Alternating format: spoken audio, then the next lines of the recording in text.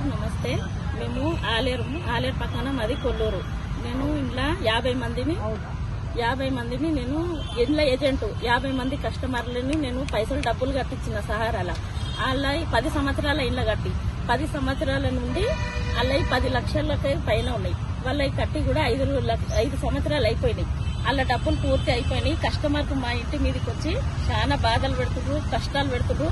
మేము 5 సంవత్సరాలు మా డబ్బులు అయిపోయి మా డబ్బులు మాకు వెయ్యి అని మాకు బాధ పెడుతుండ్రు, కష్టపెడుతుండ్రు. మీ డబ్బులు వస్తాయి, మేము సహారాల్లో డబ్బులు కట్టినాం అంటే అవన్నీ మాకు తెలియదు. మీరు వచ్చిండ్రు, మాకు డబ్బులు కట్టిండ్రు, మేము మీకు ఇచ్చినాం, మా డబ్బులు మాకు ఇవ్వాలి అని వాళ్ళకు సార్ పింఛన్ రాగానే ఒక్కొక్క రూపాయి జమ చేసి మాకు తీసుకొచ్చి కట్టిండ్రు. మేము తీసుకుపోయి ఆఫీస్లో కట్టినాం. వాళ్ళకి ఇప్పుడు హాస్పిటల్ పోదామంటే డబ్బులు లేవు. వాళ్ళకు రోగాలు, నొప్పులు ఇవన్నీ వాళ్ళ కొడుకులు చూపిస్తలేరు. అనాథ ఉన్నారు.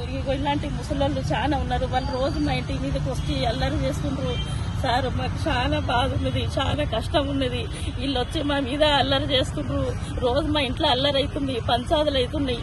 మాకు ఈ కస్టమర్ డబ్బులు 10 లక్షలు మా పైసలేవమ్మా, మా పైసలు మాకు మేము మీకు కట్టినాం, ఈ డబ్బులు మీకు కట్టినాం, మా పైసలు మాకు తిరిగి ఇవ్వాలి అని వాళ్ళ అమ్మ నాయన చనిపోయినా గానీ వాళ్ళ కొడుకులు వాళ్ళ కోడళ్ళు మా ఇంటి మీదకి వచ్చి చాలా అల్లరి చేస్తుండ్రు. మా అమ్మ మీకు డబ్బులు కట్టింది సహారాల, ఆ డబ్బుల పైసలు ఏవమ్మా అని నిలదీస్తుండ్రు. మాకు బాధ పెడుతుంటే సార్ ఈ పైసలు మాకు కస్టమర్ డబ్బులు కట్టిన పైసలు మాకు రావాలి.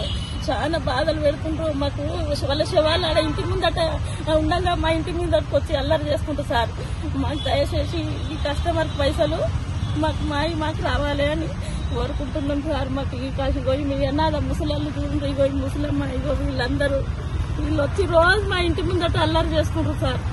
వీళ్ళ బాధలు ఇగో ఈ ముసలమ్మ పరిస్థితి చూడండి. ఆమె వచ్చి రోజు కట్టె పట్టుకొని వచ్చి ఏమమ్మా మా పైసలు ఏమని మాకు బాధ పెడుతుంది సార్. మా ఇంట్లో అల్లరి అవుతుంది, గడబడి అవుతుంది. మా ఇంట్లోకి వెళ్ళి ఎలగొడుతుండ్రు. నువ్వు ఇలా పైసలు ఇప్పించేదాకా నువ్వు ఇంట్లోకి రావద్దు, ఇలా పైసలు ఇప్పించేదాకా ఇంట్లోకి రావద్దు అంటుండ్రు. అసలుకే రంజాన్ నెల, మాకు ఈ రంజాన్ నెలలో మేము ఒక పూతలు ఉండడం అన్ని ఇడిచిపెట్టి ఈ కస్టమర్ కోసం మేము వచ్చి ఎండనక నీడనక వచ్చి వీళ్ళ కోసం మేము పోరాడుతున్నాం. వీళ్ళ పైసలు వీళ్ళకి రావాలి సార్.